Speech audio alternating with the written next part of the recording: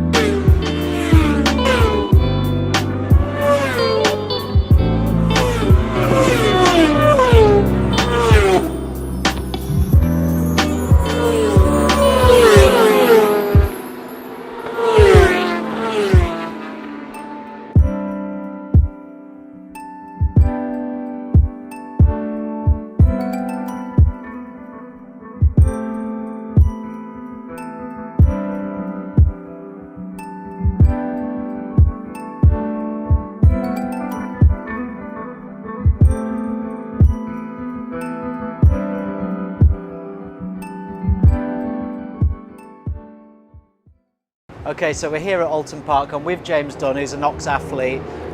Oulton Park has to be probably one of my favourite tracks, actually. Ever since being a kid, I've been here a bunch of times.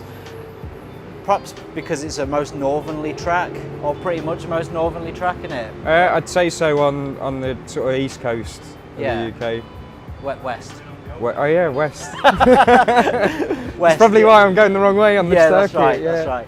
What a cracking day it is. I mean, seriously, it couldn't be better for racing, could it? No, it's actually really good conditions. The tyres are working, the suspension's working, and that. I'm not working because I'm overheating, but you know, but no, it's you couldn't ask for better weather really today. This weekend. So today is practice day actually, isn't it? So yeah.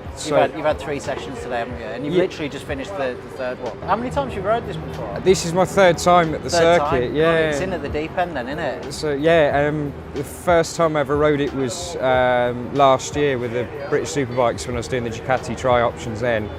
And you know, it was like abysmally slow lap times the first time out, and you know, because it's a bit of a trek up from London as well, and I came up the morning that time, and then by the end of the weekend, because it's a circuit, it's a fun circuit, it's a fast circuit, it's technical as well. You know, I just enjoyed it, and I think that's key to sort of, you know, getting quick round there. So we've been doing some filming, we've been doing some massive GoPro footage. On the bike. Or trying. You're trying. Yeah, that's right. So how'd you get into it? It started in 2013. I was in the military at the time, and I was sat in Afghanistan, and I had a friend send me a message on Facebook saying he saw an advert in MCN with a team called Roger Stewart Racing. He's no longer about. He's back in Spain now. Okay. Looking for riders for the Darley Moor Championship to ride a 125, and I thought, right, that's you know, let's give this a crack. Emailed him, going, yeah, I'm, you know, if I don't reply, it's the usual thing, I'm in the middle of Afghanistan. And then it came back, you need your ACU license and all the rest of it. You've got to register with a club and everything in order to get it. And so while I'm there, I had my sort of rough date of my return home to the UK, which was the 2nd of October 2013, and I think it was on the 4th of October I went to the ACU in Rugby, done my ACU licence, and then the 13th of October I rode in the Stars of Darley. Did you? Yeah, so it was literally within, you know, a week of getting home from an operational tour. I had my first race on an RS125 GP bike under Roger Stewart Racing, and and it went well. I didn't throw it down the road and all the rest of it, and it was wet. That's it. It does help. Does help. And no, it was brilliant. It was a good first sort of. Obviously, you must have been into bikes before that, though, right? Yeah, I've been riding motorcycles since, you know, I was a teenager, and just the love of racing and everything, you know, growing up, watching, you know, when MotoGP was on the BBC and being able to watch it, I was doing that. I remember growing up you know, watching World Superbikes with my cousin and my brother and everything, and it was always there. The appeal for motorcycles has always been there from an early age, and I think racing, because it's such an expensive sport, you know, I didn't have the luxury of parents with an open checkbook or Sure. being able to help fund it. You know, I started doing it as I earned the money and through sponsorship, you know, like Nox's support, you know, it just every little helps and keeps you going, Yeah, really. yeah. So in the week, what are you doing? In the week, I'm a plant fitter, so I fix and maintain earth moving equipment and Yeah. excavators and stuff like that. And then, you know, by weekends, I pretend You're like Batman.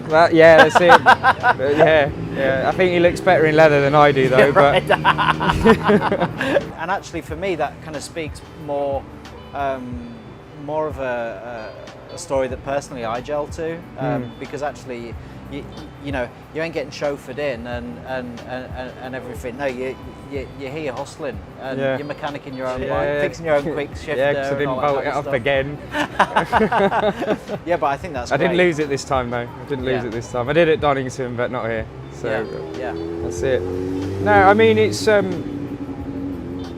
you know, you look around the club scene, you probably got, I'd say 90% of the lads within club racing, they all, you know, it's all out of passion. It's all because they want to be here, and you know, they'll do anything they can to do it. I'm not saying it's not the same up the upper echelons of racing, but Sure. you know, you've got lads who turn up in a van on their own, and you muck in with your mates, and it's sort of it brings almost like it's a racing family. It's a lot, you know, tighter knit, and it's sort of friendships that last for a lifetime. They're not, you know, you got your mates down the pub back home and all the rest of it, but there's a bigger affinity to the guys you're racing with and against, because they know the risks involved as well. It's not it's not a sport where, you know, worst you can have is like a sprained ankle or whatever, you know, like football. But you know, you could end up, you know, pay the ultimate sacrifice for doing it. But it is worth it. It's gratifying, even if you have a bad weekend. You know, you sort of a couple of weeks leading up to the next race, you're thinking, right, here we go again. Let's do this. So it's a thrill of going fast, right? It's like it's a drug, you know. It's adrenaline. You're sort of feeding off that adrenaline, and you're wanting more of it. And you know, I mean, I'm not going out again today, and I'm seeing all of these, and the weather's amazing, and I'm just thinking, I just want to get back out and also improve lap times because we've got qualifying tomorrow. You know. So no, it is good. That's great. That's great.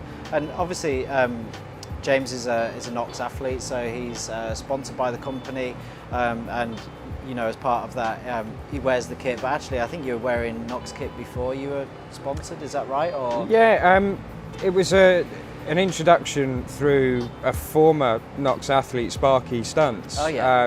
You know, we used to attend the Ace Cafe together and everything. Who are now a sponsor of mine, and you know, speaking to him, I was asking for a recommendation on sort of gear and everything like that, and he recommended Nox, and it's just been a product from the initial onset. I mean, if he's a stunt rider and he's using the product, you sort of think, well, it's gonna work.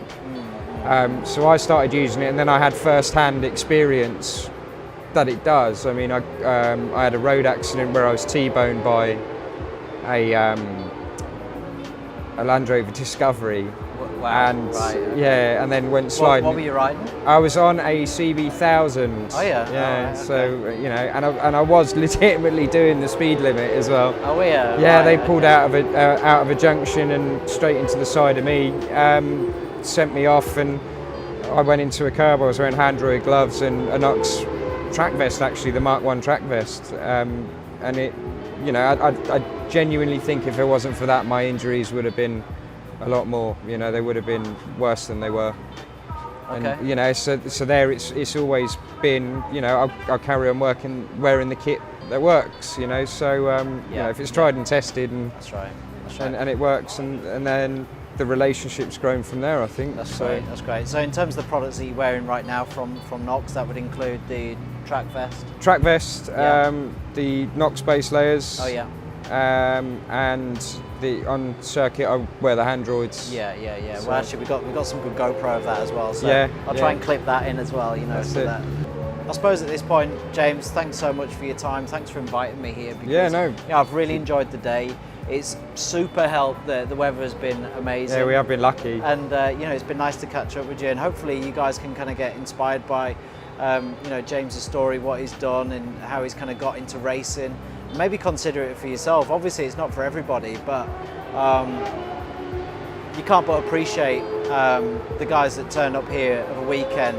There's no prize money at the end of it. If you do get a podium, it's a little plastic trophy, but you know, but it, eternal glory, right? That's it, you know, it's just sort of being there, and even, you know, and it doesn't matter where you come really. I say it from personal experience, it's not just making up numbers, because you still have your little battles on track, and you enjoy it, and you could be sort of battling for last place with somebody, yeah, and you know, and you've had a good little dogfight on the track, and it's those moments that make it worth it as well. And you're not allowed to do that on a track day, no, and everything. So if you've got a competitive street, you can't just go and, right, I'm going to go and do everybody and go around the outside of everyone at, like, you know, Melbourne Loop or Cascades here or something, you know, and just think, yeah, I'm the dog's nads, but you know, then you come racing and then your eyes are open to how quick some of these lads are as well. Yeah, you know, there's some seriously quick boys in this, but it's all worth it. You know, it's worth the blood, sweat, tears, and the minus in the bank account. So yeah, it's good. Oh, that's good. Right, so thanks again, James. I really appreciate no problem. it. Hope Thanks you guys for have coming enjoyed down. this little insight, and we will see you on the next video.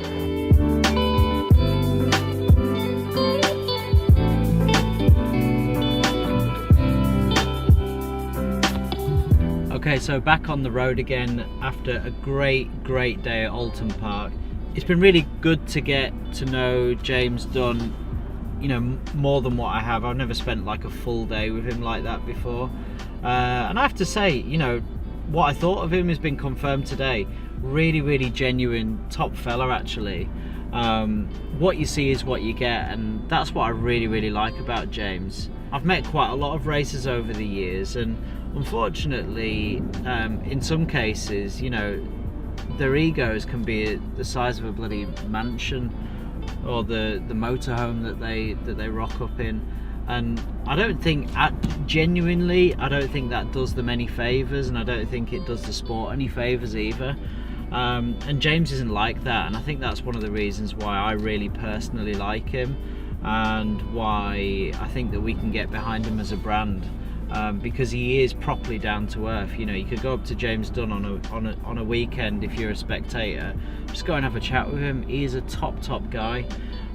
So you know, if you are at any of the race meetings, please go and do that. I'm sure he'd be more than happy to speak to you and give you his view of the world.